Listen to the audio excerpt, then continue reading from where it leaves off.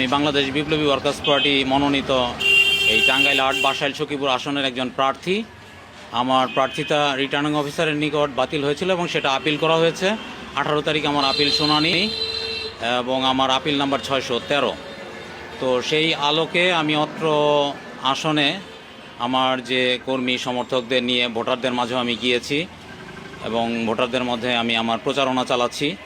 তো গতকাল আমি প্রচারণা শেষ করে আমি যখন আমার গ্রামের বাড়ি গোহাইলবাড়ি থেকে আমি রতনগঞ্জ হয়ে টাঙ্গাইল যাচ্ছি, টাঙ্গাইল আমার বাসা, সেই রাত 9:30 ঘটিকার সময় ডাবাইল বাজারে এই কৃষক শ্রমিক জনতা লীগের সাবেক নেতাকর্মী, সাবেক চেয়ারম্যান নজরুল ইসলাম এবং 1 নং ওয়ার্ডের মেম্বার মোশাররফ হোসেন, তার সঙ্গীয় আমিনুল, মোতালেব, আওয়ামী সন্ত্রাসী সজীব, সুলতান এবং 10-15 জনের একটি দল সংঘবদ্ধভাবে রাতের অন্ধকারে আমার গাড়ির উপর অতর্কিত হামলা চালায় এবং আমি কোনো কিছু বুঝে ওঠার আগেই তারা গাড়িতে লাঠি সোঁটা দিয়ে ভাঙচুর চালায়।